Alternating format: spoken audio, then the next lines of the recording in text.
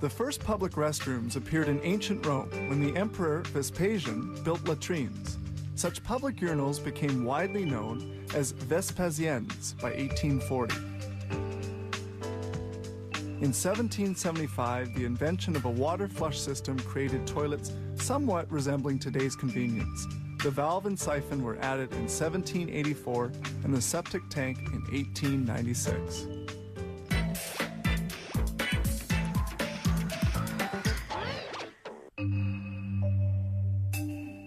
A toilet is an everyday object whose fabrication requires several days of work. It involves assembling several molds, called tools. Each new product requires the design of a master plaster mold, from which they will produce a plastic tool. This latter will be used to create plaster duplicates used as production molds.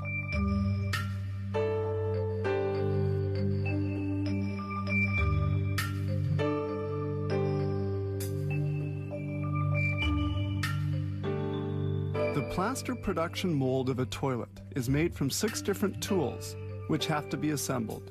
Their lifespan is only 2 months. The process begins with a mixture of water and plaster according to a precise recipe. Then the liquid is poured into this filling hole of the tool. Once the plaster hardens, they can proceed with unmolding. They strike the end at the junction of the plaster mold and the tool with a rubber hammer so as not to damage the plaster.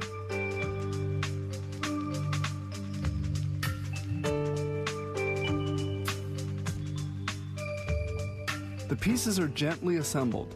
The toilet softly takes its shape.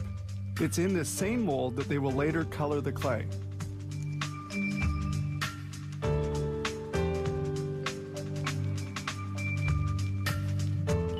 Then they install tensioning straps.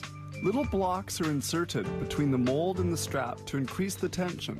The mold will soon be filled with liquid, and they thus prevent any distortion. Here a new recipe is being prepared. This time it's a slurry, a composite of clay and silica. This preparation is spread out over 48 hours.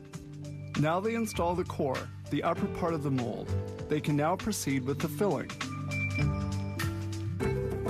This copper distribution pipe, connected to the tank containing the slurry, permits the filling of several molds at a time.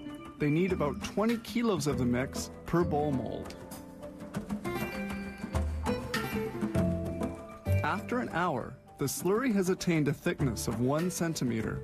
The plug is pulled to allow the excess slurry to run out. They can now unmold the still fragile piece. This thicker slurry is used to adhere the 2 pieces together.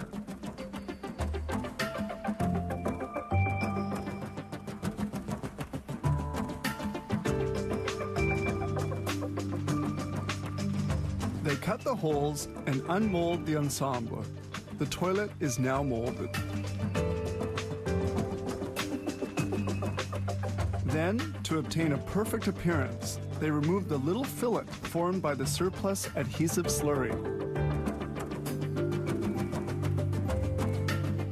The toilets air dry for 36 hours, then in a warm air dryer for 12 hours. Finishing must be impeccable. They carefully sand the surface to make it perfectly smooth. A vacuum draws up the dust. Then with a jet of compressed air, dust and debris are blown away. Bowls are hand-painted in a special room.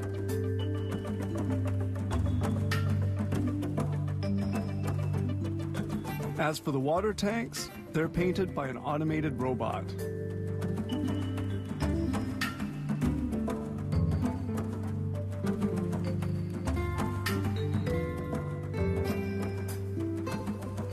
This truck carries the different parts to the final fabrication stage, baking.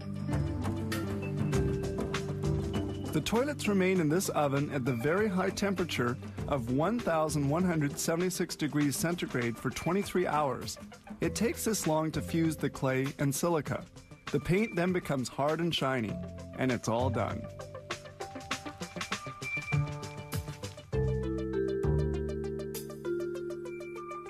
The toilets in the different bowls now take on shapes more elegant than in the past, but the fabrication of each one of them will have the same basic construction steps involving 20 kilos of slurry and almost 4 days of labor.